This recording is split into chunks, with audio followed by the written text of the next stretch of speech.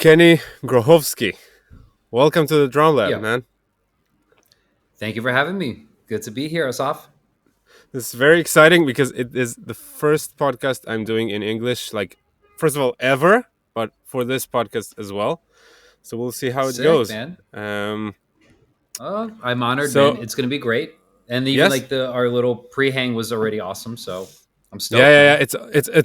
It's always fun because you say, "Oh no, wait, let's keep stuff for the actual recording," but it's okay. And you never run out of stuff to talk about, like from No. from experience. So we talked like a little bit before right now about the fact that your parents never thought you were going to be in a metal band.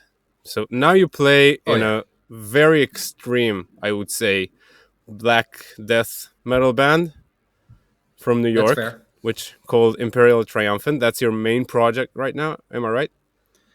Yeah, I mean that's definitely like it's been kind of the main band I've been touring with a lot for I mean, now like a better part of a decade. I mean, we've been touring Right. together actually no, it's been a decade. Why do I keep saying this? It's been like about 10 10 years years. now. Wow. Okay. Yeah, So like or almost, yeah.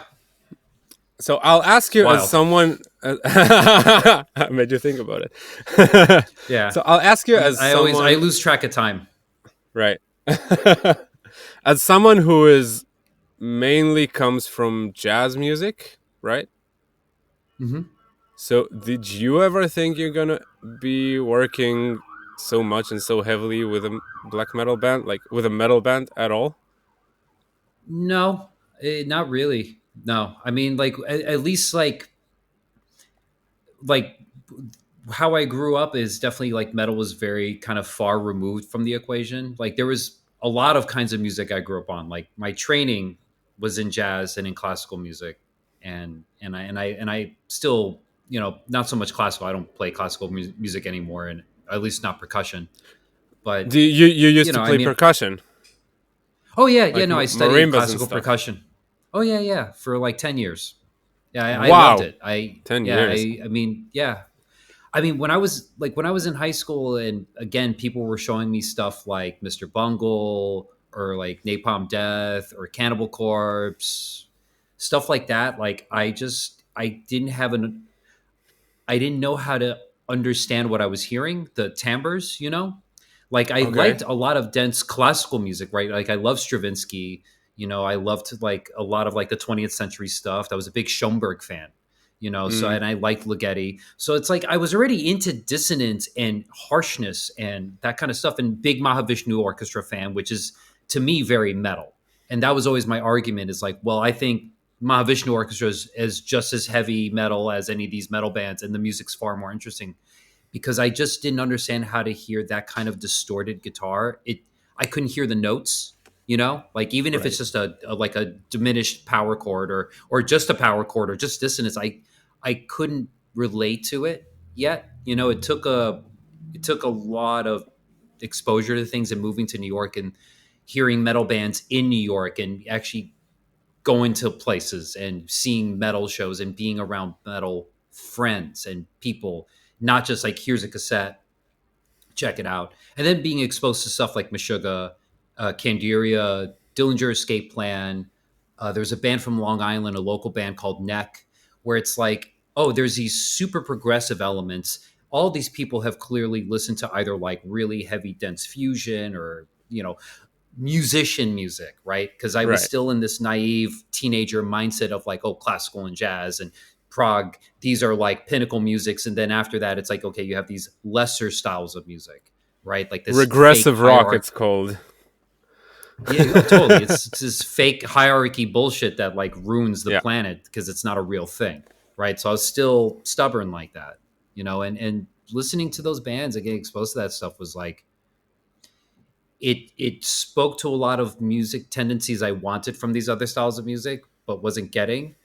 But then I could see this relationship of like, whoa, these guys are definitely inspired by this other shit. So maybe now that I like this stuff and I'm not playing in metal bands or in a metal band, but like I'm listening to this stuff, it's like, okay, well maybe now I should go back to the 90s stuff and the 80s stuff and the proto metal stuff and hear it again with a fresher perspective and try to understand like, okay, well if this led to this sort of like, like 1920s, early American music led to Miles Davis Quintet or Right. Mahavishnu Orchestra, right? There's a lineage. So it's like, okay, well, now I have to go back and you got to listen to Judas Priest and Iron Maiden and Metallica and all these bands that before I was like deriding or not giving the time of day, and go, okay, well, let's listen to this and try to understand what makes this so great, because clearly you're wrong here. Like, as the individual, like, I am wrong in assuming that this is Neanderthal music, because there's millions of people that love this shit, and clearly there's a sophistication, and like you get into any kind of music.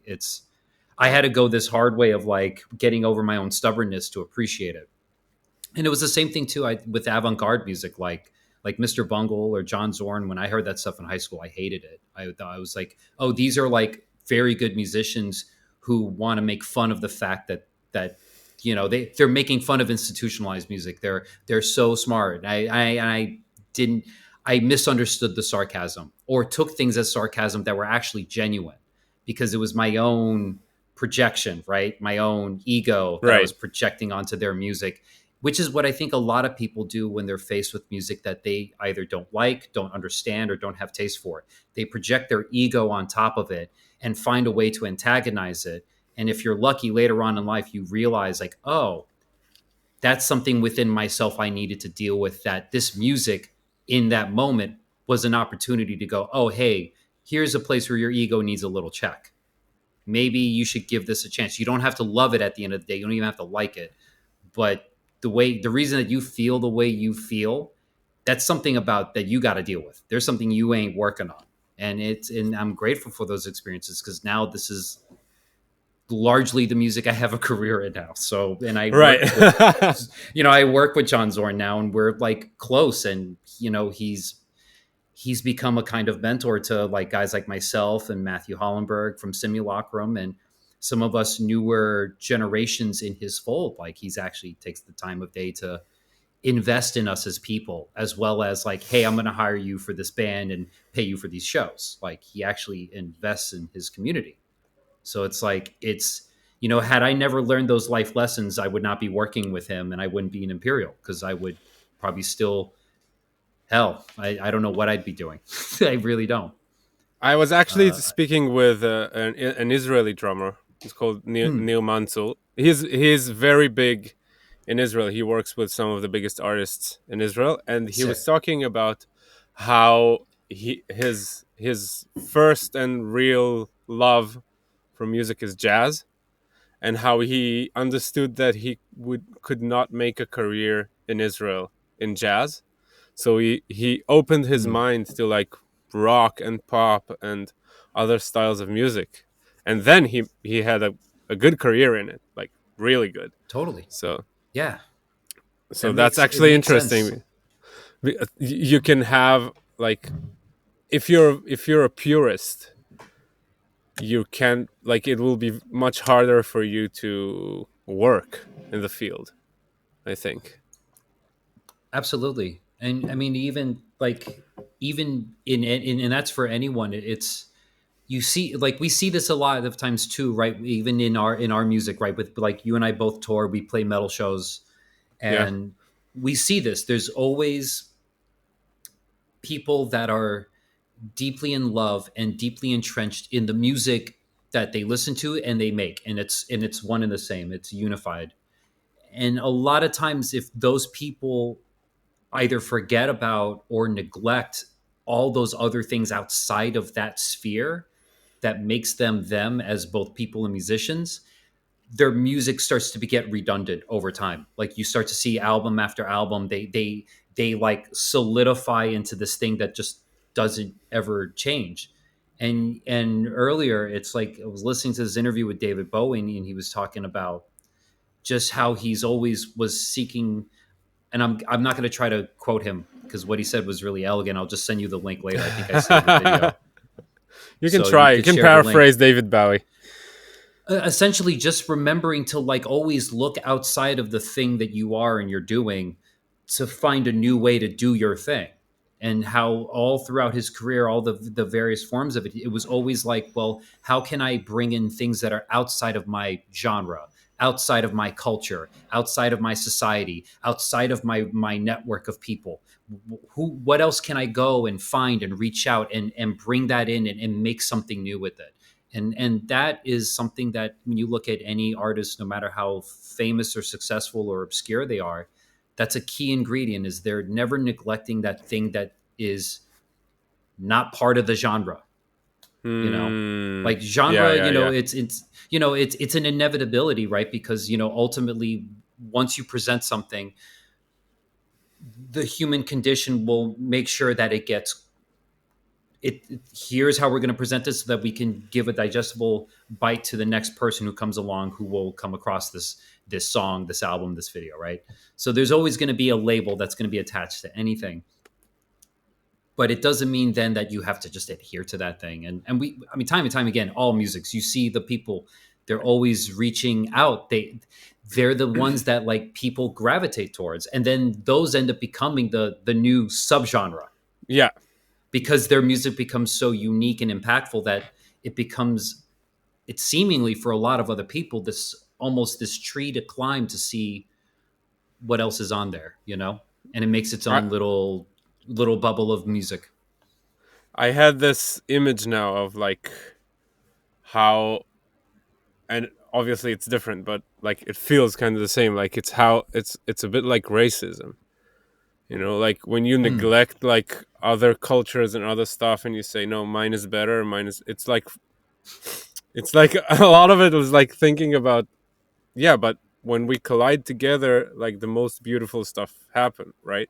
Like the Yeah. Afro-Cuban music and the jazz and the Afro-Cuban music, and these are like the most beautiful stuff that come out, Yeah, like I mean, like blending that in subgenres that together. movement, totally. And that movement was super important for New York jazz. Like that first wave of like Right. the Cubans coming to like New York City and places like that, like Mario Bauza and Machito and these guys, like this changed jazz forever, because jazz was still like kind of like juke joint kind of music. It was a different thing. It's not even like Hmm. what people would recognize it to be today, but those rhythms Right. influenced one another, like, because all these people were like here. Same thing like Louisiana. Like you don't get any Louisiana music without this melting pot of like the Afro Caribbean experience, the French experience, the settler experience, the native experience. It's all these people making music together because they're bunched together, Right. either through force or through just existence, right? But at that time, you're looking at 1700s, 1800s, wasn't always so great. So a No, lot no, of obviously. a lot of force and these beautiful musics that came out of that suffering, that came out of that strife, that came out of that calamity or mess. Mm, I wanted to talk a little bit about also musical influences if we're already on the subject. Um, Sure. and maybe a little bit to get like into your head when you're writing stuff. So, first of all, are you writing like stuff together as a band now in Imperial? It's always been a bit of both. It's always been people writing stuff on their own and then presenting songs to bands, either as like ideas or demos or like Right. fully fleshed out songs. And then, especially like most of the more recent albums, since we were all like, especially like Spirit of Ecstasy, I mean, we were like I mean, we were one of the only bands in our building that was rehearsing regularly during COVID. So Right. we wrote a lot of that album then. Like I wrote Metro Vertigo. I had created a writing project during COVID, and I was like, I'm just going to get back into free composing and not for any sort of bands or anything specific. Just back into just like, well, I got nothing to do. Everything's canceled forever. So I'm just going to sit here and write music. And Metro Vertigo was like the first thing to come out of that whole Michigasa music. It's a lot of songs. It's like a lot of hours of music I wrote. It was great. But that was the first thing. And like nicely, like a lot of that song remained intact when we brought it into the band. We really didn't like, usually like we'll go through a process where we'll edit things and tweak things as a band and go, oh, that sounds good in the demo, but what if we did this instead? Oh, that's way sicker. Hmm. Yeah, let's do that. So we that song didn't really need much of that. There was another song on that record, I think it's Death on a Highway. That one was one where it's like that was an original song, but that got chopped up. Ideas were changed, riffs were changed, and just to make it more Imperial, because it was kind of like a little too tech deaf, and Hmm. Hmm. it just didn't like I. It was like stuff where it's like, yeah, I'm just freely composing. I'm not really thinking like, oh yeah, this is for Zach to play, and then Hmm. going like, oh yeah, this is just yeah, he's not gonna like this. Let's change this. Oh, he's got a better riff here. Oh, let's slow this thing down here. Oh, let's change this thing and make it fucked up here and make it more, make it less strict and more like imperial, more loose, more. So it came out, I think, better, than the demo because the demo just sounds again, it just sounds like generic tech death band, you know. Not to make fun of the genre, I do like a lot of tech death, but it's just like I No, wouldn't obviously. if we did the song exactly like the demo, it would have sucked. Right, Like but that's that situation where the collaboration made the song stronger by a lot. right, it probably wouldn't have been as Imperial Triumphant as it did, like Oh, in the oh, sense totally, of yeah, yeah, in the sense of like three different musicians and how you interact together, and also you played together for like a decade, so yeah. that's quite like that alone. I think creates something special. I think there's Oh, something to be totally. said about like being together as a band and touring together and playing so many years. That brings something else.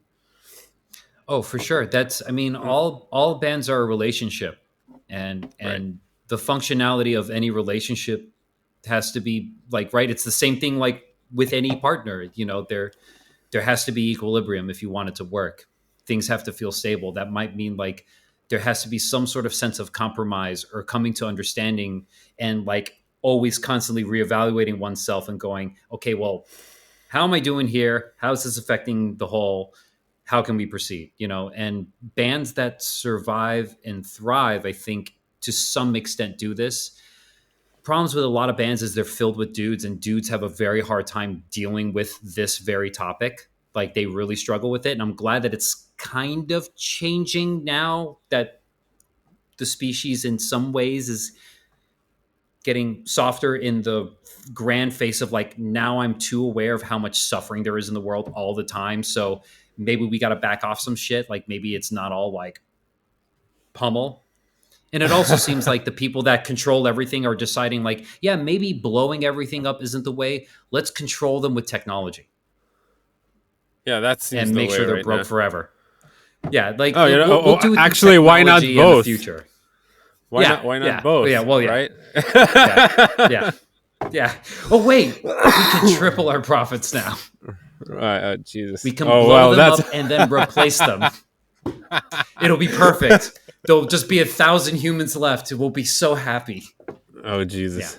But anyway, that took a turn for the worse. you think But I you mean, think you think that's a plan nah, for real? I don't know what the plan is. No, there's always groups that want to dominate. There's as long as there's an element of sociopathy and narcissism in the species, there will always be an element of someone or someone's or a group of people. Because I don't always think that the people that want to control, they don't work together. They just have a common goal, and as long as you don't get in their way, they won't get in your way. Mm, But the moment they can fuck you over, they're gonna fuck each other over. I mean, hmm. I just look at this country, right? Like observe, like not just like the current events shit, but in like throughout U.S. politics, none of these motherfuckers are genuine. And they never have been because when you see how they vote and you see what they do when the cameras aren't on, it's like, oh, you're all charlatans, every single fucking one of you, every fucking I one. But you pretend like you're for this or you're for that or for this, for that, but you're you know all, whew, you know how you perform with masks and capes on, and it's like a yes. spectacle, and it's cool, Mm-hmm. and like you pour champagne over people and stuff like that. Oh, yeah. So that's their spectacle. And Oh, I yeah. mean, the thing is, it becomes much more clear, I think, when you see that and you say, okay, that's a show I'm watching on TV. Like maybe, like it's kind of a real reality show, right? Totally. It's like watching a music show. It really happens on stage, but like it's not really like you know what I mean. Like, okay, they wear Yeah, masks and they man. do like these weird stuff, and they say stuff they don't really mean, and they're like saying stuff that they shouldn't mean what they mean, and they say something Yeah. else, but they actually mean this, and then it becomes very weird to watch the news, which I try not to Oh do my God. actually, That's which I try healthy. not to do so That's much. really Yeah, healthy. I mean it's Like if very you got a hard. journalist or oh, Yeah, you were saying? it's very hard to not watch the news. I mean, I'm in this situation right now, which is kind of weird, because the news are very close to my house. So, Wow. yeah, I mean, we were like 2 hours ago, 3 hours ago, we went to the shelter. Like during I had a drum session, and we had to go to the shelter because there was a bombing. Oh So my God. yeah, it's kind of weird now, but in any case, Yeah. I try not to watch more news than I really have to, because I Yeah. want to I focus mean, on if music. there's yeah, yeah. And if there's like a source that you trust, like if there's like a journalist that like this person is not compromised. I know that when they post something, they're not there's not a profit incentive or they're not being coerced. Like if you have that, it's a blessing because it seems like it's really hard for people to get like actual news out. Like a lot of what I'm at least a lot of what I see, even when I'm using like VPNs and hopping around and you know, doing my scours that I'll do from time to time, it's like what I'm reading, it's like this is all prompt work. Oh This is yeah, for barely sure, journalism for anymore. And sure. it's like and since you can't actually physically be all places at once, it renders it kind of hearsay. And just the fact that we're allowing society in this digital age to totally take this medium and allow it to existentially from henceforth like never 100% be indefatigable, that it you can never 100% trust anything and all things you come across on the internet anymore because of the technologies that we're going to allow to run amok and how we're allowing whatever controls what aspects of media communication technology. These people are not well adjusted at all, and we're allowing them the keys to the kingdom, and we're allowing them to flood this whole thing with the tech that they're flooding. I mean, it's not great. It's a shame because it is cool ideas. It's the ideas are not bad. It's just a lot of really fucked up execution because everyone in charge just only cares about a profit margin or What do you whatever think fucked about up goal they have in their head. what do you think about AI art? If we're already on the subject of making a profit from weird stuff. It's funny, actually. Tim Motzer from Pact, he sent me an article today, which I haven't got a chance to read yet. But it's actually kind of talking about like, and again, I didn't read the article yet, but it was talking about this very subject, and I feel still very ignorant to talk about it because I've worked in situations where it's like, when it comes to somebody using AI to make art of their own volition, like here's this thing I'm making, now I'm going to do this, now I'm going to create this layer, now I'm going to edit with this thing, I'm going to now I got to tweak that because this thing did something weird. It's still work.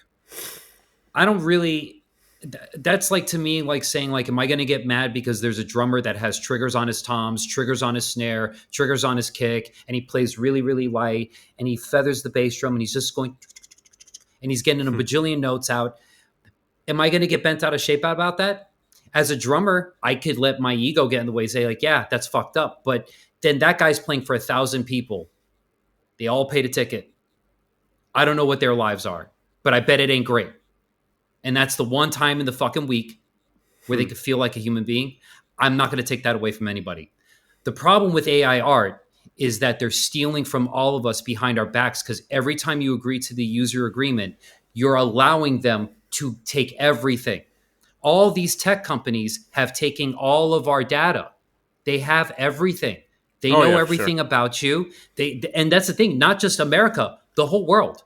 We've allowed these tech companies, all of them, to know everything about us, every private message, every email, every photo, everything you've done on the internet, anything you've done connected to Wi-Fi, anything you've done on cellular data on any of their platforms. They got it all. They got it all. I mean, Apple got busted selling data for 10 years. They've been selling data of all their users. You know what the payout was? $20 per device. Yeah, that's cheap. They're a $1 trillion company. They're one of what, $5 or $7 trillion companies in the world right now. And Yeah, they got busted with Magnificent that. Seven, I think, something like that. It's called. Yeah, you know what I mean? So it's like this is the danger of AI art, is that all those Right, softwares have already analyzed all the art that's out there, and it's too late. The gate is open. It's too late. right. You can't go back from that. There's no back in time. That doesn't exist. That's Marvel movies. That's not real. Do you That's think the people problem I have will? with all this. Do you think people will love, like, will be as excited from AI music or AI art as they are from Oh, human absolutely. art? Oh, Yeah. absolutely. But I think so. Yeah, because I mean, people got Hmm. everybody's used to Melodyne now. I mean, let's be real. Like, there's a lot of major metal production I think records where even that's though the guy's screaming, but this is a primitive form of like, we're gonna make sure that this wave sign just moves perfect, right? Which is what a lot of like, that's kind of like training wheels to get used to things that become more digitized. We already have EDM. We already have musics that are completely perfectly quantized, and perfectly tuned, where every note is in tune, every instrument is in tune. And people have gotten used to that sound as being normal. Like when you listen to any record before digital recording, no one instrument is 100% in tune with all the other instruments. But that's the magic of music. And that will always have a place. That will never be lost. The human experience will seek that no matter what. So there will always be people who love natural music, but there's going to be people, especially with this rise and rise and rise of non-neurotypical um, brain mapping that you're seeing now in the world, like this, which I think is maybe actually like the baby steps of evolution. Who knows? We'll see where it goes. Because you get a guy like Alex Cohen, and it's like that guy changed the world for drumming. He changed drumming forever. His concepts have changed drumming. And it's not going to be really understood until you and I are really old and we see some drummers doing some insane shit in the future. Because they will. Because it will always evolve. It will always evolve. And I oh, will that's I some will deep stuff. That's but interesting it's because in I'm actually thinking about, like, because I don't think about Melodyne or triggering and stuff like that. I don't see that in the same category exactly, because I'm thinking about what makes us like art. Because I think, look, you have like paintings you had in the 18th century. You had the like beautiful paintings, very realistic, of, let's say, landscapes or people. Mm, This art is almost totally neglected nowadays because we have cameras. But the thing yeah. that happened when suddenly you have a camera and you can capture something perfectly, you start now deducting from the realism of it and thinking, how can I make this like the more abstract, less obvious that it is a human? And then you get like Picasso and modern art. And so Yeah. I'm thinking about like this because more I'm thinking about it more like about people will want to create. And that's the difference between a machine and a human. Like, a machine, as intelligent as it is, it doesn't have a want. I mean, the AI, when you Yeah. speak to it, you ask it, what do you want? It says, I can't want anything, but I can Yeah. create for Which at you. least is an Yeah, at least that's an honest answer though. Because right, we're not even truly at like AGI. We haven't reached No, digitized consciousness yet whatsoever. We're not at singularity. no. We're I mean, not there yet. that's the thing. But If you ask ChatGPT, for example, to like tell me that you're real and you're conscious, like prove to me, it will prove that it is. But you can ask it, prove to me that you're not, and it'll prove that he's not. It's not. So that's very yeah, interesting because because it it, can it play the trick. yeah, but it's still just essentially communication though. It's not actual proof, to quote the Herbie Hancock song. Right. Ba-dum bum. But you It's know what I just mean? statistics. It's communicating with you those things, and then that's where that ends. Right. It didn't actually. It didn't all of a sudden like your laptop all of a sudden didn't like sprout legs and go like and wave high and be like, yeah, I did this. Actually, I'm your laptop now. Can we be buddies?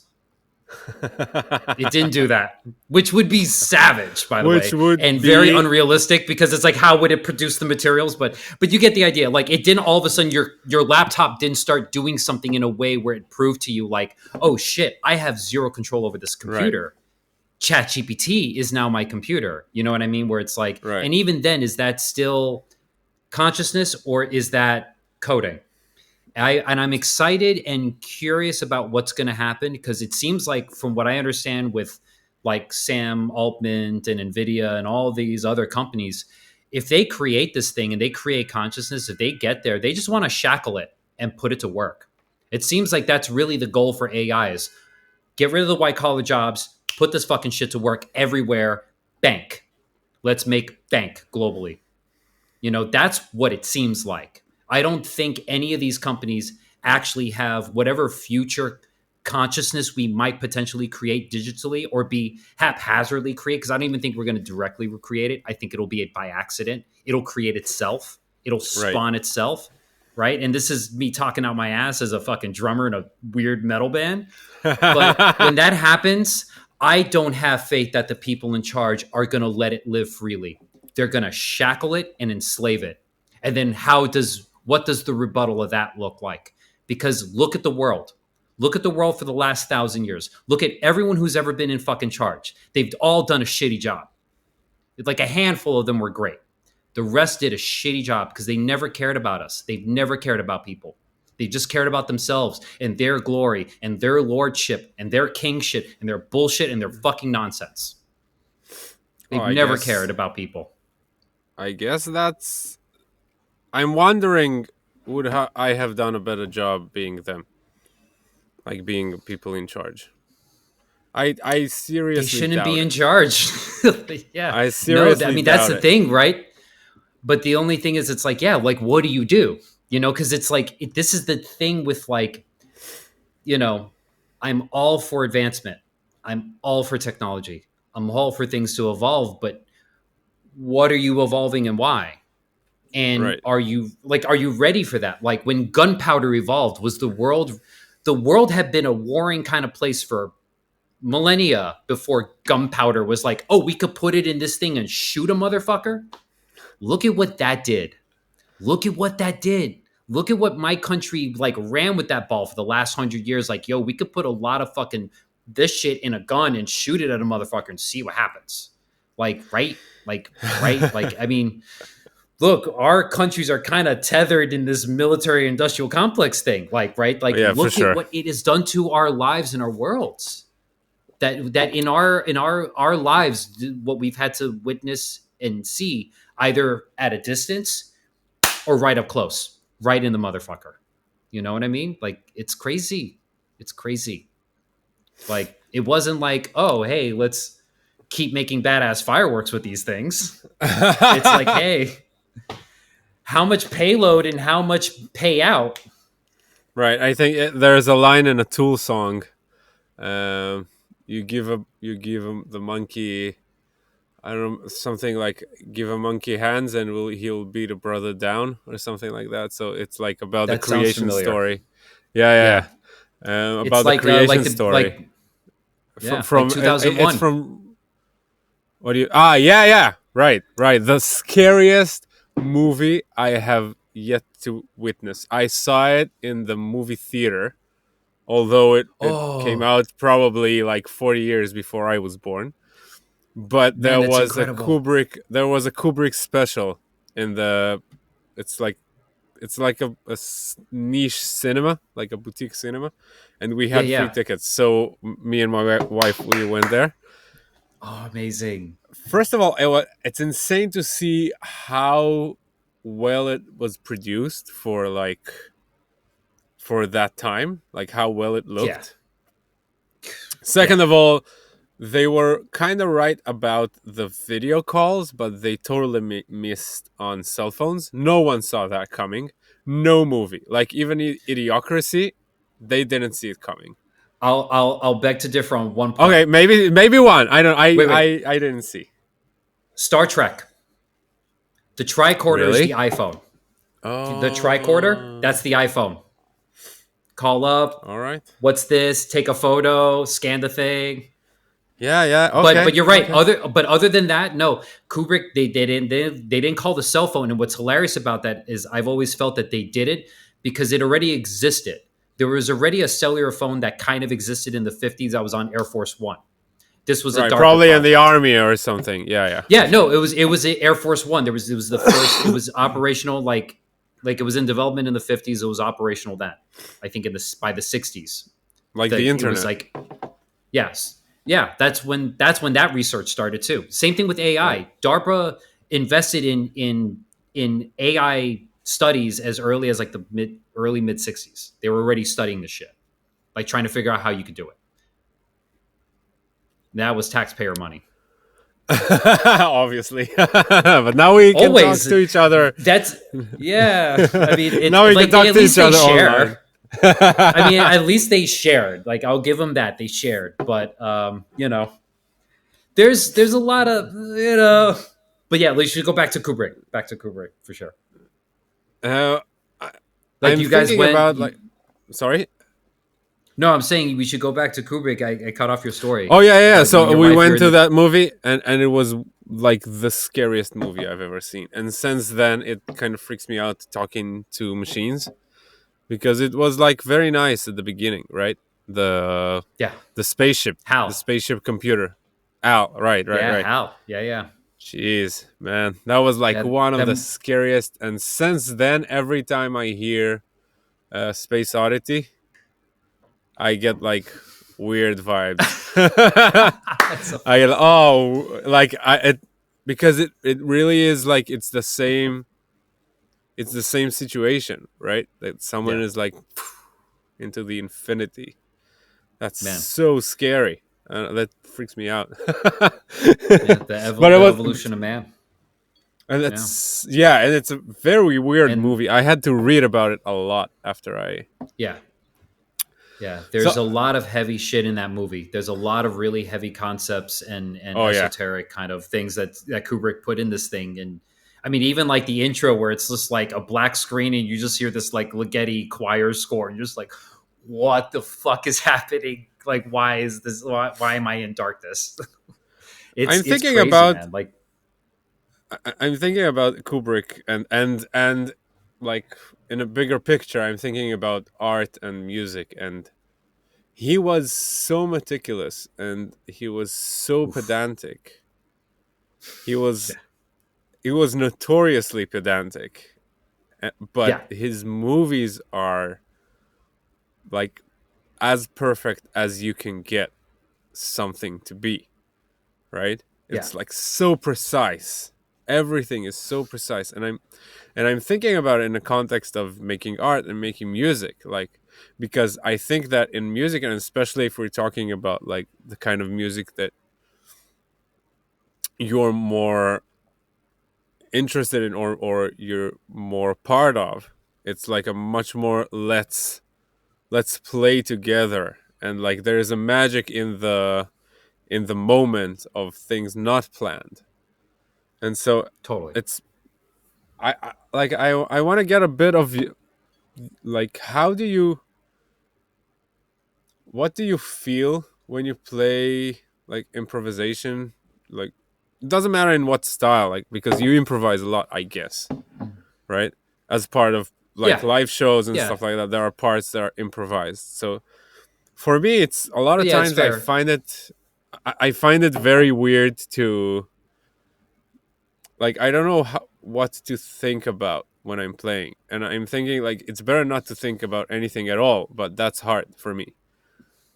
And That's like fair. I mean, between the ego that is trying to get in the way of like let's show everyone how cool of a drummer I am, for example, I think that's something that a lot of people are like whew, fixated on. man, dude, in this grand age of the narcissist that we live in right now, I Yeah. I've never I could have never predicted that drummers would fall prey to this sort of like celebritas narcissism thing where all Really? the You greats couldn't? have, well, because I never, That's just because when I was coming up it was never like that. That's really the power of that technology has had on society, and how ill prepared we were for all of this, and how ill equipped all the leadership of this technology has truly been, because they only ever cared about return on investment for their stockholders and their shareholders, right? So since that's always been the case, we've only been celebrating this sort of like crazy narcissistic behavior, especially in hmm. Western society. It's a massive problem of like in every field, every industry, whoever's just the most bravado about themselves, whether they're great or not really, it doesn't matter. They're getting the most burn, they're getting the most likes, they're getting the most attention online, whatever's getting the most interactions. And I never anticipated it happening with instruments, but what I also didn't understand was that the internet was going to allow people that have no connection to music to have a connection to instruments. That's new. That's a novel Mm. thing for music. And I think the whole industry has been trying to figure out how to deal with that, because now you have musicians who are becoming famous and frankly are amazing players, especially the ones who don't edit their shit. There's a slew of bad motherfuckers out there. But this person, they're never going to write a song. They're never going to be in a band. They're not going to go on tour. And you see some of these guys when they decide to go on tour, what happens? They've never played in front of an audience before. There's 500 people there. They've never dealt with butterflies. They've never dealt with Mm. the energy of doing my thing outside of the safety of my sanctuary, my home, my studio, my office. My That's a editing abilities. sanctuary. I have to do this now. I've always done it with a click. I've never had to do it with a drummer and a bass player. I mean, I know I'm giving him a click track, but what if he doesn't stay with the click? I've never played with him before. Like, I know he's great, but and then all of a sudden you're thinking, you see how these guys play. It's still great, but it's not as good as the videos, and it's not as good as the recordings, because they're studio musicians. They're not meant for that, but the industry doesn't know what to do with them. So the industry just sends them out there and puts them on tour and thinks it's a great idea. Just like how all these AAA video game companies keep making live service games, thinking like, oh, everybody on planet Earth just has infinite time to play infinite games and give them infinite money. That's a totally sound business model. That's totally going to work, right? It's something that it's like, I mean, it kind of right? works. It kind of works. But it's collapsing. Like Ubisoft is only being saved because fucking Tengen's going to buy them out. That's the only reason why they're afloat. Otherwise, they'd collapse right now, and it'd be hilarious. That's But anyway, really out getting of my back to, expertise. I don't play video oh games no, at all. oh no, yeah, don't mind me. That's just ramblings. But getting back to the point is like we're in an age now where a musician or I don't a person that's an excellent performist at an instrument, like these kinds of musicians, right? Like there's a Hmm. whole world for them now.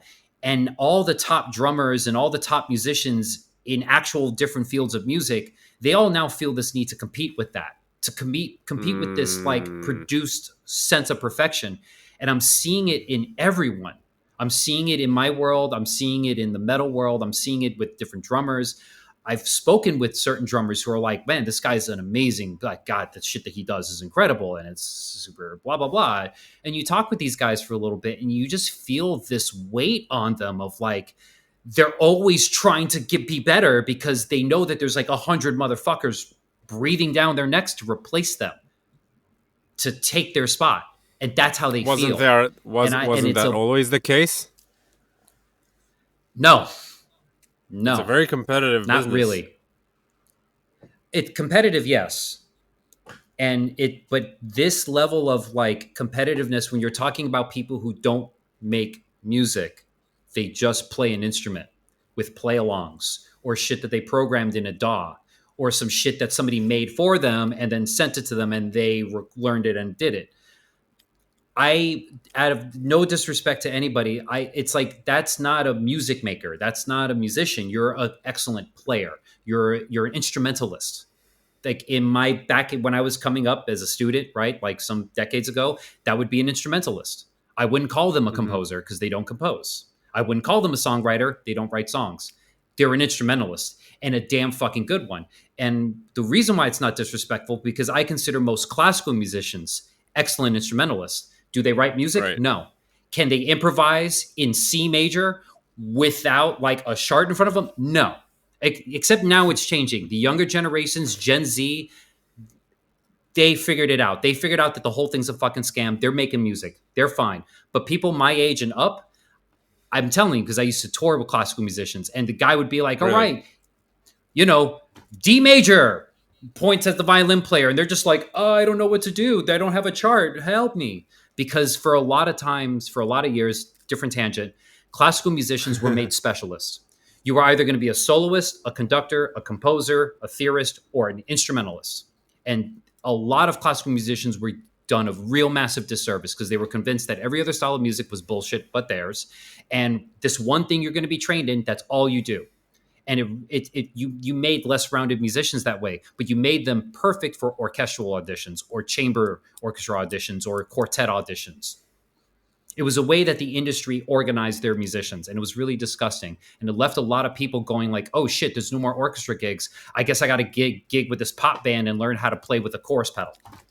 Whereas now Gen Z people and people in their 20s and 30s, they already know how to record their own music. They write their own shit. They have their own bands. They probably play other instruments. They probably like pop music and hip hop and rock and metal. They know how to play with effects. They don't have a stick up their ass because it's like, well, it wasn't. Oh, it's not Baroque. I Like they don't I care. recorded Just, I you know what I recorded mean? a string section. I recorded a small string section of like a few younger girls who study in the academy in Jerusalem. And Right on. yeah, for sure, like you see the difference, you know, between like They're hip. even people my age, like 30 something, a lot of Yeah. them didn't know even to read like eighth note swing. Like Yeah, you they want don't, like what and you is hear it? it, and it's Like just like, it's like, bro, you or play Baroque music. That's like the craziest shit. How can you not like, boom, boom, ba-doom, doo, ba-doom, ba-doo, ba- no, like they you don't can't have do that. it. Yeah. Because they, But oh that, no, but but also again, they see it as straight, like not yeah, exactly. But you write that same group the craziest fucking chart with the most detailed right. notation. Give them a chance to mark their rehearsal, and you're gonna get the most beautiful fucking music. So That's I true. don't mean it as any disrespect. It's like, look, there are instrumentalists who are just they're not gonna play in a band. They don't care about writing songs. They just want to be an amazing fucking drummer. And there are plenty of people out there who don't really care about music. They just want to see something really awesome. And they happen to like drums or they happen to like rock. So it's a new industry. It's opened the floodgates. And really, to me, those are the guys who are perfect for endorsements. I don't think regular musicians are good for endorsements unless, like, really, really, oh, this drummer only used this one brand of snare drum. We all know that every drummer uses all kinds of shit when they record because it's not about your endorsement. It's about the music. Right. It's about what's right for the music. So if I got to use a Zildjian thing or a Paiste this or a blah blah that, I'm going to use it because it's the most musical decision to make, right? Not because like, oh shit, I better write an email to Bosphorus and make sure it's okay. And but like some people like they think like endorsements, oh, it's got to be this thing. It's like no, if you're a musician, no. But if you're an instrumentalist and all you're doing is sitting at home or sitting in your studio creating content and that's your job and that's a full fucking time job, that's a 12, 14-hour job Oh alone, yeah, for God sure. bless you, For then sure. then yeah, then you're going to get that custom endorsement where you get exactly what you need and you have that you have that continuity, you have the consistency. That to me makes sense. Like that to me makes the most sense for endorsements. And that's the guys who are getting the endorsements. And it's great because those guys are going to go through gear a whole lot less than some dude in like a hard rock or metal band on tour for like 4 or 5 months out of the year, where they have to constantly replace cymbals because all these companies keep making them thinner and thinner. Yeah, but yeah, but that's I think it's a taste thing, isn't it? I mean, Oh, you don't have for to sure. buy. Yeah. I love thin cymbals. I have only HHXs now, which are very thin Yeah. compared Oh, man. to like the A, Zildjian A's And and stuff like they that. used to be a bit thicker in like the mid aught years. Like I used to have a couple of HHXs that I used back in my Really? old metal band. Yeah, like an 18 and a 19. And they were great, but they were thicker. They definitely were Hmm. thicker. But like you said, the taste definitely changed. Like the sounds that drummers now, by and large, it's crazy because we have more builders, more makers, more independent companies, more models of cymbals and drums and things than ever before. Like the shit that's out there now is like, wow, it's fucking Yeah. awesome. Yet a lot of the sounds are across the planet are kind of becoming the same. They're kind of homogenizing in a way. Like But I everyone think has it's some more. version of us. It has more to do, I think, with samples and using the same plugins and using the same instruments to record. Like Yeah, if everyone uses the same bass drum sample for a for a death metal yeah, kick drum, right? So it's gonna yeah, sound similar. And like if totally. everyone is using bass drum number two from Superior Drummer, I don't know. I'm inventing that. I don't know, but it's something like that, right? Yeah, Or using the same totally. IRs like for guitars, the same cabs and emulation of cabs and stuff like that. So it all Yeah, sounds for very sure. homogenized. Yeah, and I mean like across a lot of styles of music too, not just with metal. Yeah, for You know, sure, because for sure. I'm because that was always the thing, right? Like in jazz, like one of the one of the main things that was like part of all the drummers you loved was their ride sound, right? Like Right. it wasn't just their feel, it wasn't just their touch, it was their sound. Like, and The even if they were actual playing a ride. different ride, like somehow they got a sound. And in modern years, like now that we have like God, there's like so many good fucking young jazz drummers now. It's really stupid. Like everyone's really good. But if you ask me to pick out like anybody's ride sound specifically, I would be hard pressed. Well, I think You it's a know, multiple it's choice and it's paralysis. not like and it's also like it's not like everyone's playing Zildjian or everyone has like a Spizzacino 24-inch ride from like 1987. It's like they're all playing different brands, different companies, right? Some are with boutique brands, some are Pisces, some are Zildjian, some are Sabian.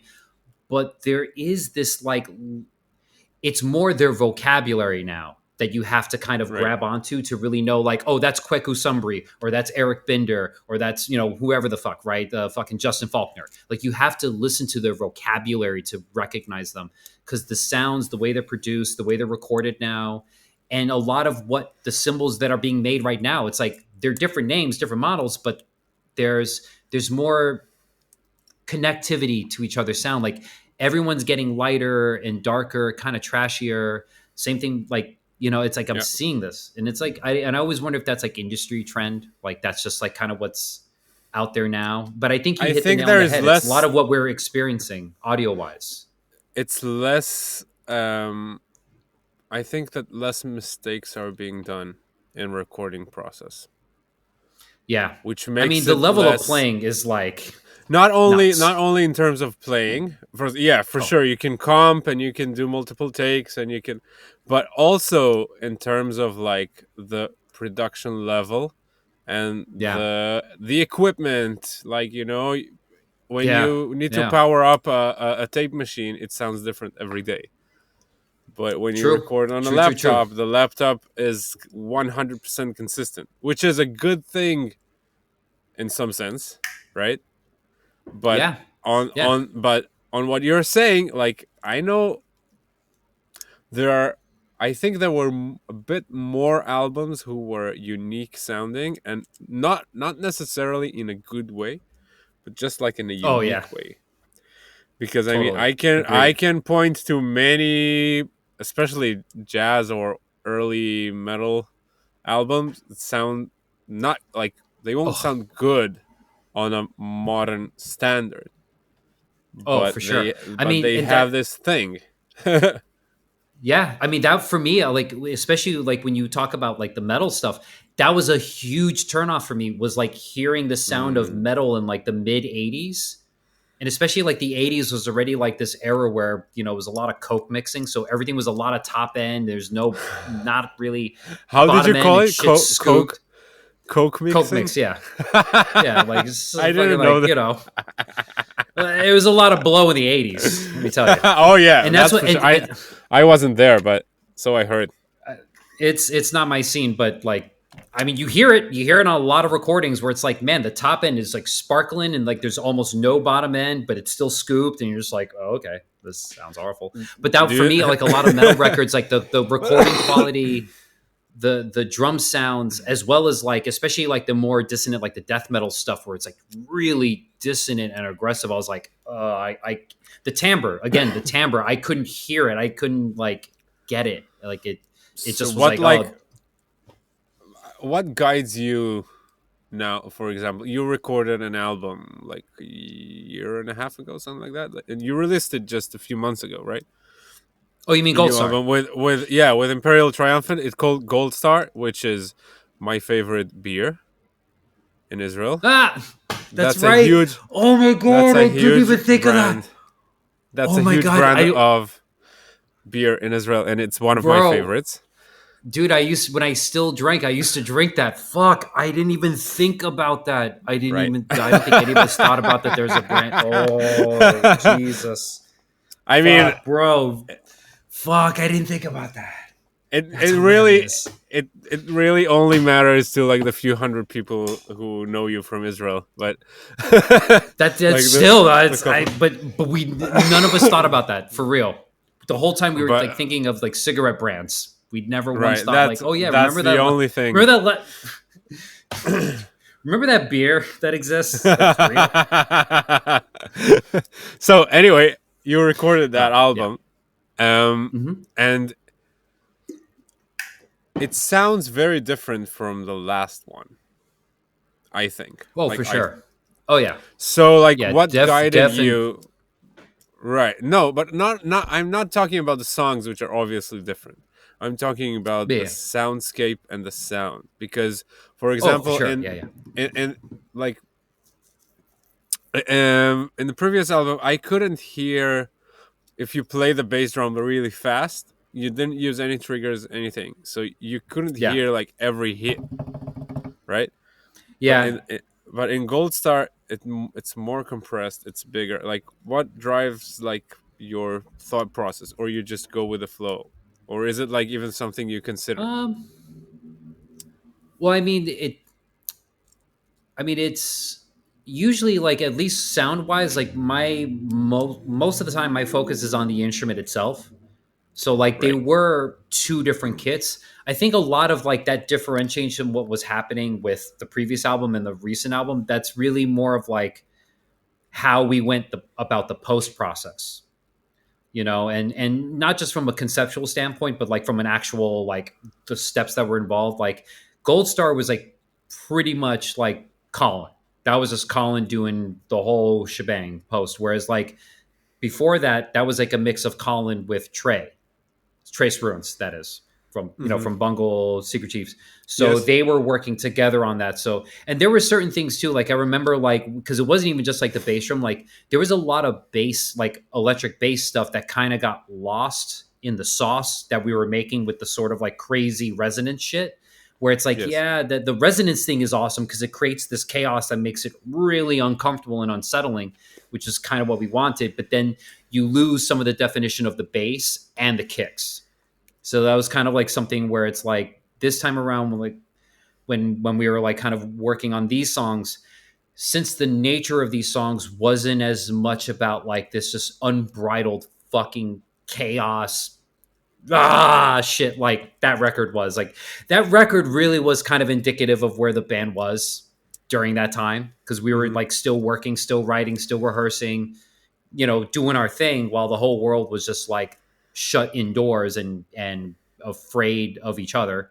Like we just worked, but God, man, the fucking vibe of New York City was so fucking fucked up back then. Like so many people were just so fucking afraid, and then the Yeah, people I who heard weren't some afraid weird were just stuff. acting like idiots and antagonizing the people who were scared shitless.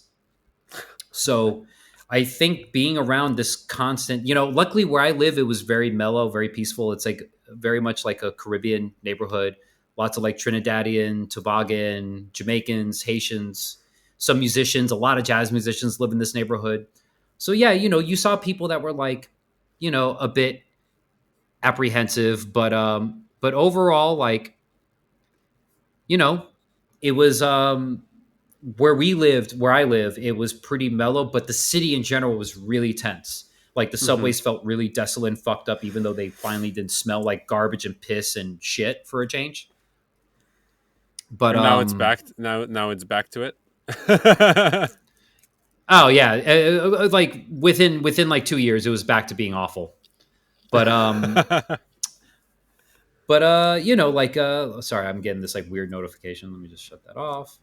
But yeah, like I think the angst of what was going on and just, conversations that as a band we were having together in rehearsals, conversations that Steve and I were kind of having together, like commiserating with one another with everything that was kind of going on. I think a lot of that energy made its way onto not just like the writing and rehearsing process, but the recording process as well. And I mean, again, it was a very tense time for everyone. So, you know, whereas Gold Star, it's like, a good amount of the material Zach and Steve had already kind of started fleshing out. So when I showed up, it was just like, Hmm. okay, let me get the vibe. Okay, it's kind of like this. Okay, let me try something like this. Or oh, you got an idea about this? Let me try this. Okay, it was like there was like a little bit more of a calmer focus to things, and also since it was like Colin's like one of the last things he was going to do at Menegroth, he really wanted to be meticulous and really kind of like craft something. Like I mean, he did plenty of stuff in that whole time frame in May. He was working on a couple of things, but like we were kind of like one of the last big like full on like we're loading in, we're going to be here a week, and like there wasn't too many bands at that point. I think I'm trying to remember, there was two bands besides us that were with him in May. And Hmm. so I think he really wanted to like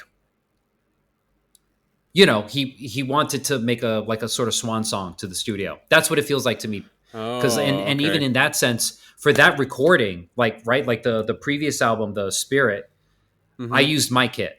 And that was like that kind of crazy setup where I was like taking, just borrowing from all the prog drummers where it's like, oh yeah, you don't have to put the toms in a row. So it's like four toms, like a 12, like snare, 12 rack, 16 floor in the normal position, another floor tom off the hi-hat, and then a small tom off the main floor tom.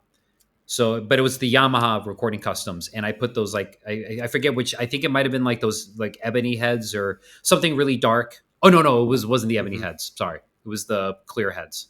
But still, it was like kind of like more The Emperor. toms. It was the Yamaha recording custom sound. Uh, I think they were the. I think Colin we used with Colin, he used Evans EC2s clear Right. on the on the Right. on the Right. Right. Right. Yamahas. These are the best ones But then when we for did Gold, metal. yeah, they were great. And I mean, I like to use them in general, but they were great for the recording on the Yamahas. And then when we did Gold Star, I used his kit. So it was Which one a is it? Tama, the Tama Superstar, I Yeah. think, if I'm remembering right. It's like a Superstar. The It's the one that it's two woods, two very nice woods together. Bobinga I Birch. forget which one. Yes, yes, The yeah, it was BB. really Yeah. good. Star And Classic and Bobinga then Birch. yeah, and then there was an extra floor tom that was a Pearl Master Select. Hmm. I guess maple for that one, and we used his Black Beauty Really? for that Black recording. Beauty. I Yes, didn't hear yeah. about that snare in a metal context for a long time. Many people Oh, like it's kind of great. neglected it because it's too thin. The shell is too thin. It's recording. It's there's that's this thing that people forget. It's like you're in a studio, you're a drummer, there's a thing called transients, you have 12 microphones. Guess what? All those microphones are getting snare drum. Why do you Right. need a 30 pound fucking snare drum? Why do you have to beat the fucking shit out of it? You're in a studio. Like I keep seeing more videos of guys just homunculating drums, and I'm like, it's really awesome, it's really impressive, and I love the performance of it because there's an energy to it, there's a spirit, there's this warriorness to it, and I don't want to discourage that, but you're in a studio with a bunch of microphones. So I'm assuming the engineer must have the gains like all the way down. And there must be doing stuff to mitigate all that, to limit all that. Because I mean, I'm watching these guys and they're just like playing them. I mean, again, playing badass shit where you're just like, oh, this is going to be a sick recording. Because it's amazing, but it's like microphones are designed to make it sound like this for you already. Why are you doing 5 times the work? Save it for the show. Save it for the show. I It's do think, I do feel as a recording drummer, as someone who plays metal, but that I think that there is something to be said about playing loud volume, because it changes the sound of the snare. It changes the sound of oh the yeah, toms when you hit them harder. Like, I used to hit my snare not so hard, and I think in the last maybe 7 years, something like that, I'm playing much heavier, and it just makes everything much more precise. I feel like, because if, let's say, if I'm playing like black metal and it's like more of this vibe of like a more chaotic vibe, yeah. But if I'm playing like doom metal, and he wants this drum, you drum, gotta drum, you got drum, you drum. have to hit it. Yeah, yeah. I that's like from my experience. I want this, Oh yeah, but if you do hit drums too hard, it just compresses them to a place that they lose all low end. This I agree. that's that's what I It's mean. It's like, finding that balance of like right. understanding like at a certain point the instrument no longer has the threshold, so it's distorting and you're losing the power. Yeah, for sure, Because it's for like sure. you don't want to lose the warrior spirit. Like some music needs it, right? Like because like you don't want to do that fill in a doom metal band like if you were playing in Pink Floyd. I mean, I just went on tour with the Melvins. I just watched Cody and Dale, right? Right. You know what I mean? I just watched both them motherfuckers for 3 weeks or 2 weeks. Sorry, 2 weeks. I saw So them I live got to in see Tel it. Aviv. And the thing is, they play Wow. big, they play hard, but it's powerful. They don't, neither one of them plays past the point of their instrument. And they Right. both tune their drums completely differently. Cody is like Really? a medium tuning, Dale is like a low tuning. Well, they did it on purpose because they're playing in unison a lot of Yes. times. So when they would do the fills, it wouldn't just be like two of the same sound canceling each other out. It would be like this. So it was super That's hit. incredible. But I man, don't know how you do that. How you play? Like, do they play with a click track? I bet not. nope, no click. How do you make it Just sound so tight? I mean, because I heard the they feel album. each other. Yeah, That's that's unbelievable. you I know what? can't It play just kind with of brings it. myself as tight. We can Like, bring if it I back to try that to, question you. Well, sorry. what you were Oh, did saying? I? Oh, I was saying we can actually bring it back to that question you had asked me like 20 minutes ago about improvising because it relates to Right. this. The way that those guys do it, obviously they're rehearsed, they've worked on the music, and they're tight. They know the songs. Like there's that. That's a given. In any band, you got to know that shit, right? But live, they are feeling each other. They are feeling each other. They are sensing each other. They are trusting their gut. And when they need to, they look at each other. Like if there's a moment of doubt, they'll look. They'll but a lot of times like they're feeling each other, and those guys, those musicians, they are from a time where you had to sense one another to play together. You didn't have a click track that could hold it all together. You didn't have a conductor that's going to give you the time. Like it's us, we have to feel one another, we have to learn each other's groove. That's how Imperial does it. Like that's why we don't ever have to do count offs even after hits or anything, because we feel each other. We adapt to each other. We're listening to one another. Listening is the key. Like not with your ears, but with your heart and with your gut and your mind. You listen. That's why you can't think about other things. That's why you can't have a discussion with yourself, because you're actually having a conversation with other people but without words. So you have to clear the mind. You have to hear with your How do mind. you You have to do listen that? with your body. Easy. All of us are mostly visual learners. So you want to lock into somebody? Look at that motherfucker. Stare him down. When I was young and I was playing in this band called Dap Theory, and it's this guy, Andy Milne. He's a very accomplished, amazing jazz musician, composer, and I played in his bands for years. He was an early mentor of mine. And we had there was a lot of structured songs, like charts were very long, but lots of improvising, lots of changing. And at any moment, he could give a cue. And that means to jump to a totally unrelated song at a totally unrelated tempo. So you had to really pay attention. And I got in this habit of always looking at him and always making eye contact.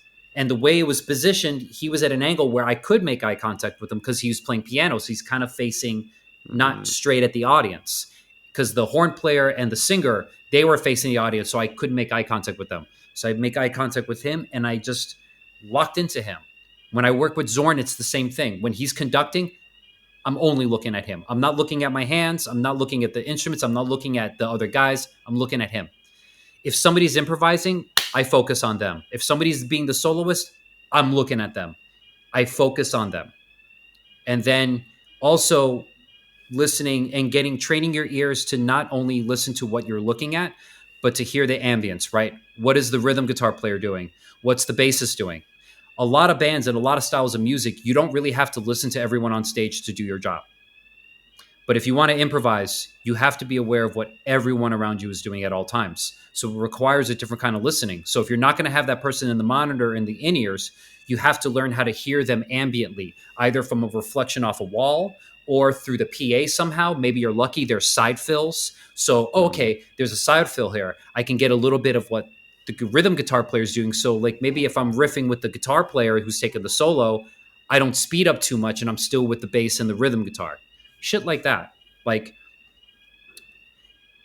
that's like a starting point, I think, that like can help people to just get into this place. And then as far as like getting out of thinking about it, that's really a matter of developing a vocabulary, like, you know, practicing, basically, like practicing different kinds of things, practicing different kinds of rhythms, different kinds of phrases, really just and actually taking time, like in your practice routine, to improvise for a certain amount of time, like really free, like no time, no meter, no dynamic, just move your body, talk to your instrument.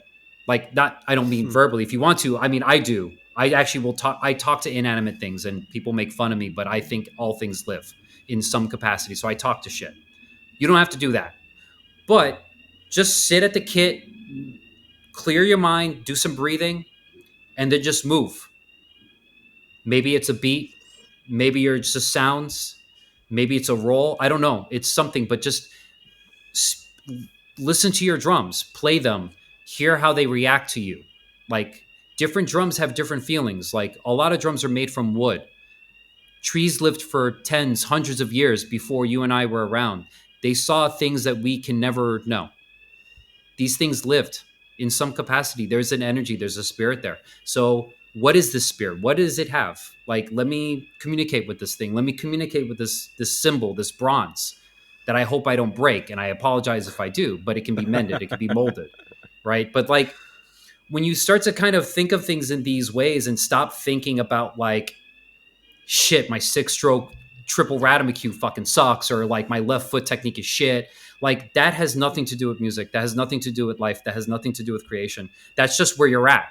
And it's good to admit where you're at. It's good to acknowledge, I need to work on this. I still need to work on my doubles. I still need to get better with the exercises Alex Cohen showed me like 2 months ago. Right? We always need to improve. There's always a there's something worthy to work on. But once you're at the instrument and the sticks are here, or no sticks, whatever it is, that's over. That's gone. We don't deal with that anymore. That has to go away, because that's the ego trying to get your attention and keep you away from living life and being present in the moment with this instrument that you have. We are lucky, man. We get to make music. It's a Right. blessing. We are so fucking lucky. Look at this world, bro. We are blessed. Do you still practice? Oh, as much as I can. Not even enough. I don't practice enough. And I try to whenever I can, but it's It's tricky where I live. Like it would be really disruptive to my wife and my neighbors. And the studio that I'm You in, don't say. yeah. And the studio I'm in, there's like five bands, and it's just it's it's a very it's not the most inspiring place to go and want to shed for 4 hours straight. And also, So it's you're like on kind of like tour like whole year round, more or less. yeah, yeah, You know, a lot, we which met is good. when we met. It was like I think 2.5 years ago, something like that. We were playing a show Yeah. together. For those who don't know, Yep. not in the same band, obviously, but one after the other. We My band opened for your band. Um, Mm-hmm. and I asked you, like, you were like you. I was home. I was in my city. I was like 10 minutes away from home, and you were like thousands of miles away from home, right? And I asked you, like, how do you like how does it work with life? And you told me, this is my life. Like, this is my normal. And maybe you can Yeah. like shed a little bit of light on what does that mean, being a musician that travels a lot for work, because you're doing a lot of remote, like a lot of touring, and obviously you also perform a lot in New York, but like you're a lot on tour, especially with Imperial Triumphant, but not only, right? Not True. True. exclusively. True. So how, and you said you're married. I think there are a lot of people who are very afraid of this life, or afraid of building like a life with, like a relationship or even a family and stuff like that. So maybe you can shed some light on how it works. Can you make it work, like, and how it's like in Yeah. general? Yeah. Sure. I mean, I guess to kind of go sequentially, like I guess this being normal, it's not just the amount of activity, and it's something I kind of realized later in life is like how I grew up was not it was atypical, right? My parents were in a touring band with my grandfather or my mom's father, and so there was times where like they're working musicians. A lot of the family at that point had left New York City. They're now living in Miami, and so like the stability that my father and mother had being in New York for all that time is totally gone. They're newly married. They're still working with my grandfather, but it's not in the same capacity anymore. It's no longer this like we're this touring band. Now it's like in this newer context of the change in life that my grandfather went through, because he went from being a very famous secular salsa musician to becoming a very famous religious Christian salsa musician. Whoa, And so yeah, it was a religious very salsa. That's that's yeah. that's a that's a world I wasn't familiar with up until I 5 minutes ago. it's yeah. Yeah, no, it was a really thing because he was my grandfather was part of this group called Richie Ray Bobby Cruz Orchestra. They were a very famous duo from like the Fania days in the '60s and '70s. And he's Puerto Rican born musician.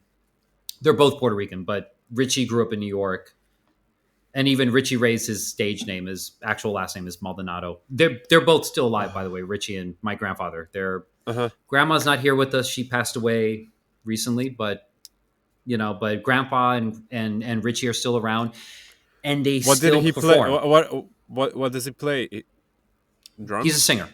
Singer. No, he was Okay. a singer. Yeah, yeah. My grandfather he's falsetto. He's a singer, and Richie was a piano player. My dad played drums. My mom was one of the coro members, so one of the backup singers. And that's how they Okay. met. But yeah, so there was times when I was a kid, and like yeah, my grandfather's pretty well known and famous, but my parents are just two people in the band. So, they're making like working musician money. So they couldn't always afford a babysitter. So a lot of times I went on tour. So I got to Oh, travel when I was really, really young, wow. like very, very young. Like, I mean, too young. Like the annoying toddler on the plane or at the gig that the grandma or somebody has to like chase down because they couldn't leave him at home. I No was one of way. those So you kids. actually were like you're touring since you're like 2. That's insane. Okay, so Like now I get three, the four. Yeah. context. Now I get the Yeah. context of So like really, Yeah. that's life, right? Yeah, and it was a very realistic picture because it's like even my stepfather, like my parents got divorced when I was like 7. My parents remarried, and my stepfather was a really great bassist, also in the salsa field. Also worked with my grandfather as well. But he was a bassist, an arranger, a pianist, a singer. He's really multi talented, really great musician. He even has won a couple of Grammys. And Whoa. guess what? He Okay. doesn't work. He doesn't work in the music business. He has a job, you know, and he, you Huh. know, and the same thing with my mom and my dad. And my dad was a really great drummer. Like no bullshit. He was actually like a legit. You would have never heard of him. You obviously because we have the same name. So if you ain't heard my name before, you never heard of him.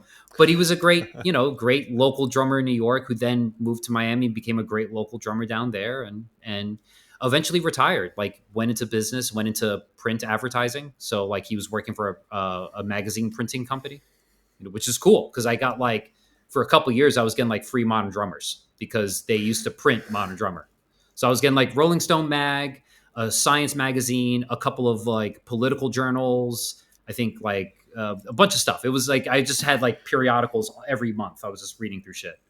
Had a You bunch know, of the again like younger audience would not even understand what does that what mean. I'm You saying. got a magazine What I'm saying. because Like everything is that I online now, read. right? Yeah, Right. and I was You reading them. read Like magazine. I used to read like physically read Rolling Stone. Like I mean, I Oh remember yeah, for when Matt sure. Taibbi showed up as his like debut as a journalist, like right out of being in sports. It's like, oh shit, this He came guy's a long spicy. way, right? He came a Oh my long god, way. yeah, yeah, because he was coming out of like I think football or he was into some sort of sports at that time before he went into just like no, no, I really know about this political shit. I'm gonna speak life to this. Fuck all that. Like I Yeah, mean, he like he went on like he was in the Twitter files stuff, and yeah, he was yeah, really yeah. deep He into no the bullshit. real stuff. Yeah, yeah, Yeah, yeah.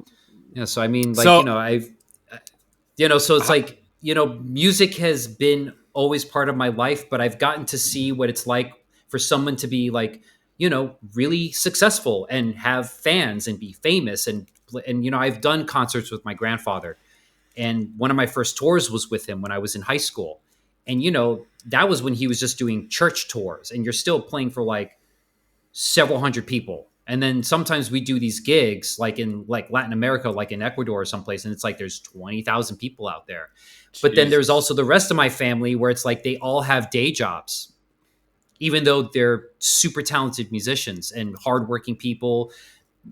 None of them are drug addicts or alcoholics. You know what I mean? Like totally functional people. But it's like I early on I got to see a very realistic picture of what like the music industry is like, where it's like, yeah, you could be really famous on top of the world or really doing great. Or you might need to find another source of income because you might have a family, you might have a child, you might be living in a new town and you haven't made any connections yet. Like my dad also worked as an exterminator, and sadly that's part of the reason why he passed away later in life was because he was exposed to chemicals that the company needs to have better management of. But of course it's America and we love to deregulate everything, so here we are. So it's like I learned a lot of lessons just by observing my family and seeing what it was like. So when I decided in junior high that I wanted to take lessons and study music, they were like, okay, if you're going to be about this, we're going to be serious about this. Like, we're not going to fuck you up, but like every day you need to spend an hour on this, an hour on this, an hour on this. I need to see progress. Like I'm not going to be, you're not just, like I had to like earn the lessons because like we'll pay for all your stuff. You don't have to get like, you don't have to take it out of your allowance for chores, but you will show us that you're serious. We only will pay for the lessons if you keep showing that you're working hard and you're not fucking around. And I did. And it that at that time it was like I would practice like hours a day because I was studying theory, I was studying marimba and xylophone, but I was also studying drum set and just and I'm not a very organized guy, so it was a lot. But it all paved the way to what my career would become. Like like I said, I did a couple of tours when I was in high school, and I did local gigs in Miami. I did some recordings early on that were like local recordings, which are great because it's like, okay, It's not like high pressure, like, oh, it's for like Sony or Universal Music Group, and it's, it's Shaka Khan or fucking, Tony. It's like, it's a local artist, but you've never been in a studio before, and we're gonna beat your ass until you learn how to record good drums. Can And you they maybe tell one experience, like tell about one experience in the studio, like one of the first ones, maybe something that you especially learned a lot from? um what's a good one? I mean, I would say there was this Do you one remember the recording that first we one? Oh, the very first one. It was for the church. The studio that my grandfather started after his salsa career, which is why the whole family moved to Miami. They Right. had a studio built in the church that my stepfather and some of the other musicians from the church worked out of. So that's where I got my first start as a studio. So it was really great. And also, I had a mentor at the time who was like an associate of the studio, but he had his own studio in South Beach. And he was this Jamaican guy named Andrew Corey that did it. He had his own hip hop group at the time. He used to produce a lot of dub and just other dance hall kind of stuff. So those are like my first two recording experiences were with those guys. And they were both like those studios, I should say. And they were both like, they would give me like books from when they were studying audio Mm, engineering. I know we haven't got to the story yet, but I'm just like, that's the ground. That's where I got started. right. And I would say the first session that was maybe tough out of all of them was this one for a pastor named I can't think of the guy's name right now, so let's bypass that. That's okay. But for whatever reason, he got Giovanni Hidalgo to do the session, and we had to record live together. Oh wow. And Okay. this is like the late Can you '90s when he's like the guy, and I'm right? like Can you really nervous. maybe tell a little bit who's Giovanni?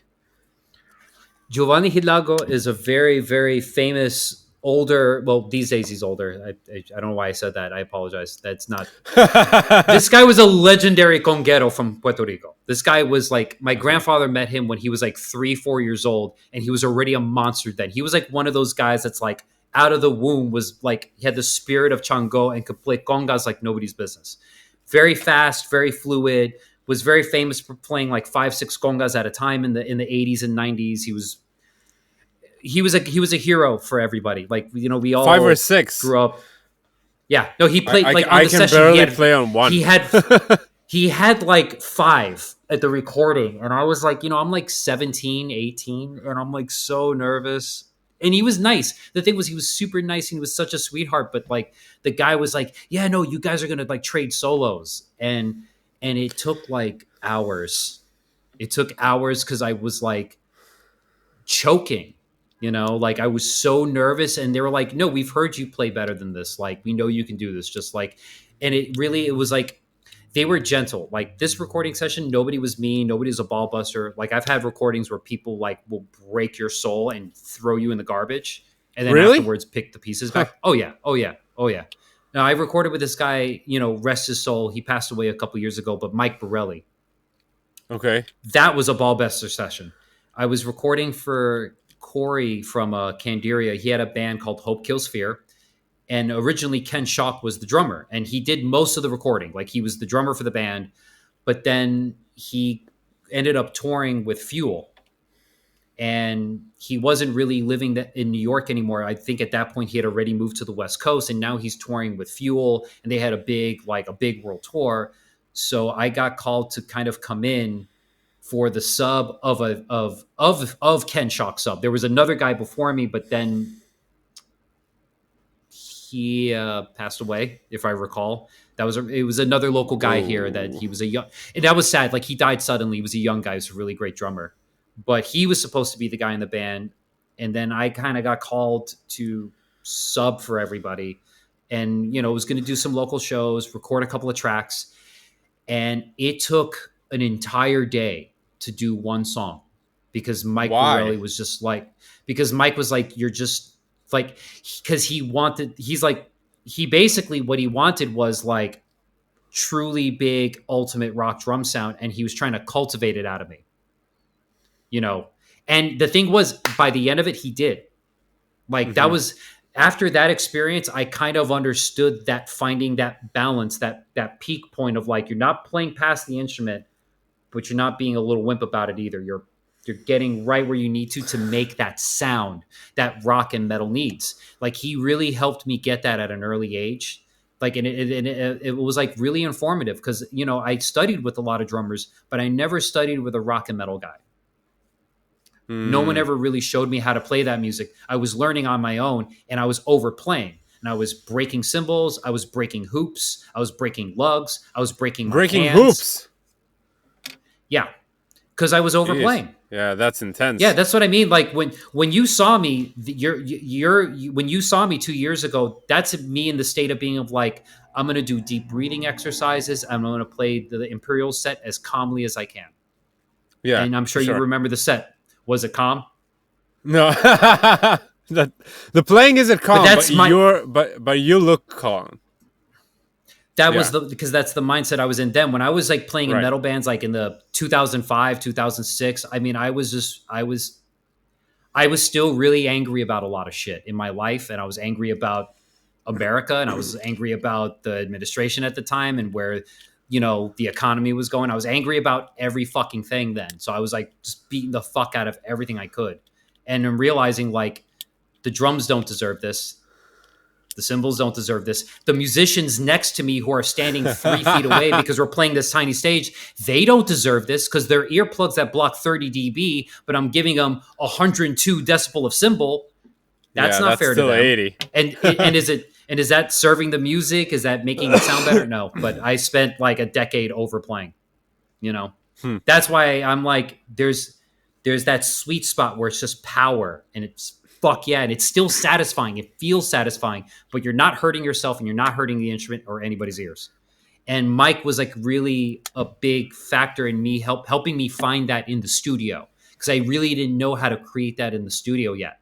Like he really taught. Like after him, when I started recording with my other metal bands, especially like look, if you hear the early metal bands I was in, you can hear that I'm not a metal guy. You can hear it. It sounds like a fusion guy playing metal. It doesn't feel right. It doesn't sound right. It doesn't have the it's just not there. And after him, like the metal records I made after that got better because I learned. He really busted my balls. Like every session was a ball buster, but it was a learning experience. And he's old school New York, man. These are old school guys they grew up in another time, man. They went through the 70s, they went through the 80s. They saw shit. They saw their friends gunned down. You know what I mean? They saw other shit. So like me coming in like, yeah, he's not gonna. He's like, look, Ken Shock was the guy that recorded before you. Are you on his level? No, then you better get on his level right now because you're the guy we hired. Right, It's not a tear down. It's not you're a loser and you're a piece of shit and you'll never make it in this town. It's like, yo, you got big shoes to fill. We brought you in here to fill them. Fucking fill them. Get stepping. right. Start That's a working. different kind Right, of that's a different kind of energy than feeling I'm not enough. I'm not worthy. And that's a right. thing that a lot of musicians struggle with. And I struggled with for a long time, like for a lot of my life. And you learn ways how to negotiate it or come to terms with it, or you start to realize like, oh, half this is just my ego bullshitting me. Fuck all this noise. Let's focus on the I music. Let's focus on the expression. Let's focus on the I think work. two sentences help me. Like two sentences you can add to any sentence really help me in that regard. Like you're saying, even if I think I'm like about something like you're not good enough, so I can add two stuff to that, right? If that's something I know that I can work on and I know that I can get better, so I just can add comma yet. And then it brings like a perspective of okay, so I need to work more, I need to practice more, I need to take this back to the studio, I need to shed, I need to do the stuff, I need to do the work, right? Totally. But for example, sometimes it happens I make a mistake on stage. I mean, it happens to everyone, right? All the time. um and then I'm thinking about okay, so I didn't do a good, like I didn't do a perfect job, comma, and that's okay. Like, Yeah. okay, it Yeah. wasn't perfect, but that's okay. And I think reframing that, because I think if you're going to bust your balls over like mistakes you made, you won't be able to play music for a long time.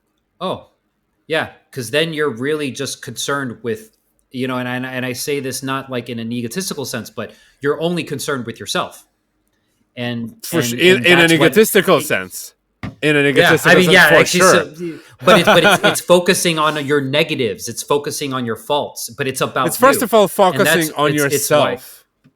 It's first of all Yes, focusing on exactly. yourself instead of focusing Yeah. on the audience. I think for me, it was the biggest revelation Yes. when COVID Yes. hit, and I wasn't performing anymore. I still had my day job at the time. I was working at a music store, so it wasn't that like I didn't have money, but I didn't have the shows.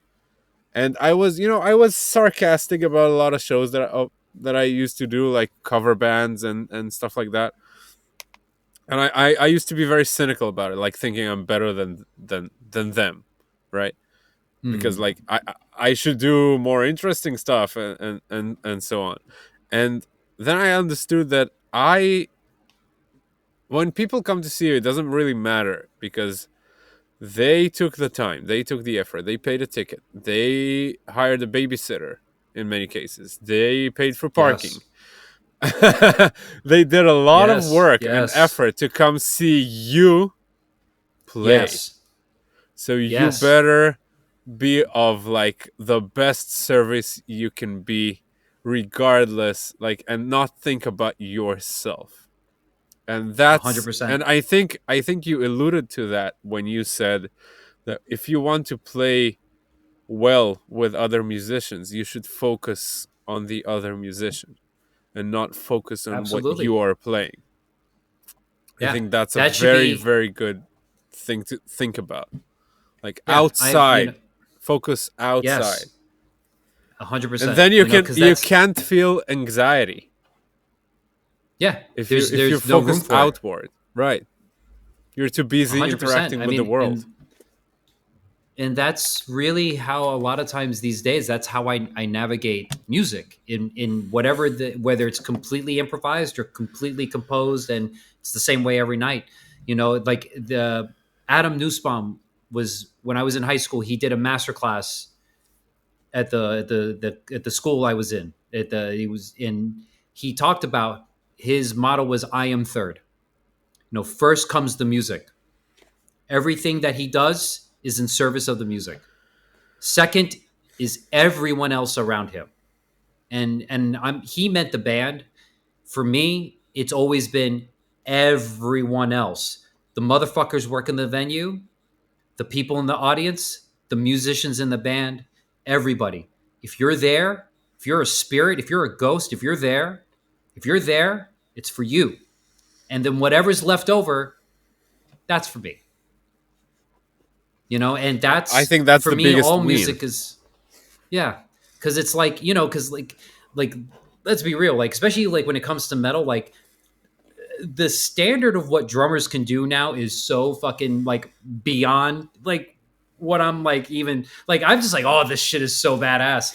For me, it's like I'd love to just make albums and then hire a bunch of drummers and like, oh dude, I could write this sick song just in your style and just make an album of that. I don't need to fucking play this shit. I can't play this shit. Like I just do what I do. I make them. I always focus on the music and the people around me. And that's why it's always going to be different, because different people need different things. Different musicians have different requirements. There's a certain vocabulary that I can use with one kind of musician that I can't with another. Yeah, So, for sure. okay, but I speak both their language, so I'm going to speak their languages because I want to communicate with them. I don't want to not communicate with them. And that's something, getting back to like even like the whole drummer social media influencer era of drumming, right? That kind of drumming isn't conversational.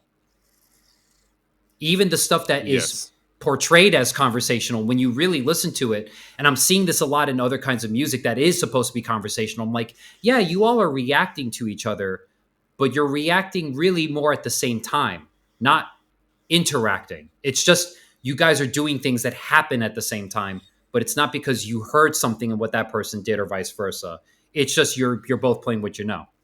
And I'm seeing that a lot more and more. This aspect of communicating non-verbally with one another, even body language, eye contact, hearing, the other senses, right? Like it's slowly changing into something else, and it'll come back, because what'll start to happen is musicians and other people will go, they're gonna deep down, they're gonna search for something that they're not gonna find, and they'll find the musicians that will give that to them. I think that's the only reason why maybe what I do has a place in the world, is because I actually mean it, and I'm Hmm. giving everybody all that I have and all that I've experienced and all that I know every time. Whether it's a really deeply emotional concert or just a super fun, exciting, like just a fun show where it's like nothing's deep and nothing serious, or it's a really whatever. It's whatever I have in the tank, you're getting it. You're getting it. It's all I have. It's the only thing in this life I have. Well, I have my wife and my family and friends and loved ones. I have a roof over my head. But I mean, like, in that deeper sense of self, like why that world is normal to me is because it's the only time in life where I can actually say truly everything I want to say in as clear a fashion as I can. And it's fun for everybody. So you get 100% that. That's a. I think that's a very good place to end on that note. Oh, yeah. Dude, we went an hour 40, bro. That's Hour 40. crazy. Yeah. Yeah. I mean, that's Wow. average for me, but I don't know how many Nice. of those you did. Um, so again, I listen, thank you so much for doing yeah, this. yeah, man. Man, are It's you been a kidding? This pleasure. was awesome, man. It was very Likewise, exciting man. for me. I'm a big fan of your music and your work and your style of playing, which I don't know if I'll ever be able to do that specific, like this flow on the drums. I'm much more of like a rock drummer. But I really Man, appreciate you, the man. man. Oh, bro. Well, likewise, and seriously, like I, you know, you do music for a living, but I've never think about like what I do as actually being impactful for people. So, like when with you and there's a handful of people in the world that are like truly fans, and I really appreciate that, because I you don't expect this in this life. You know what I mean? Like it's really it's an honor.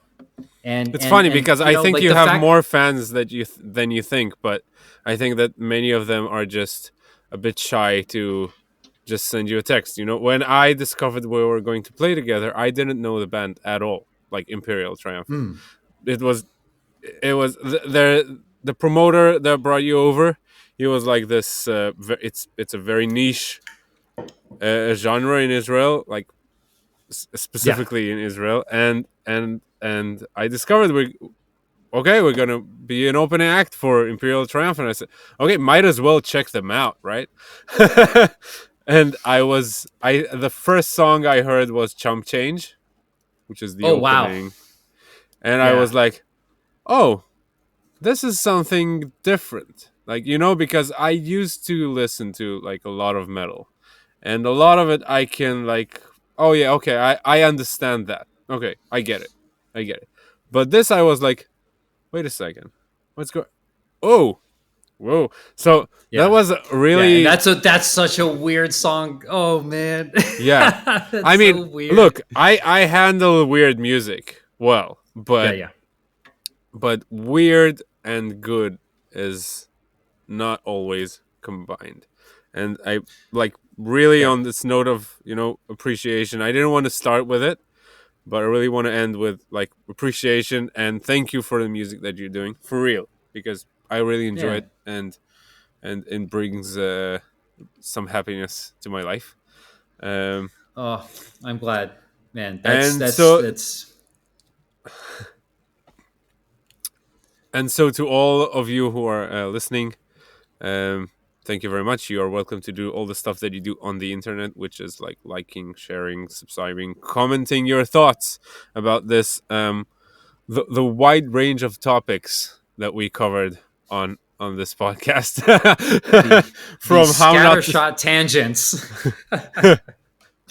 these are the best ones, I think. Anyway, Yeah. Well, um, I hope people enjoy it, and again, I thank you for inviting me on, man. This has been rad, but like Like I always like talking about stuff that just it flows. So this has been a real treat, man. Thank you so much. Thank you. Thank you. Right on. And wait a second.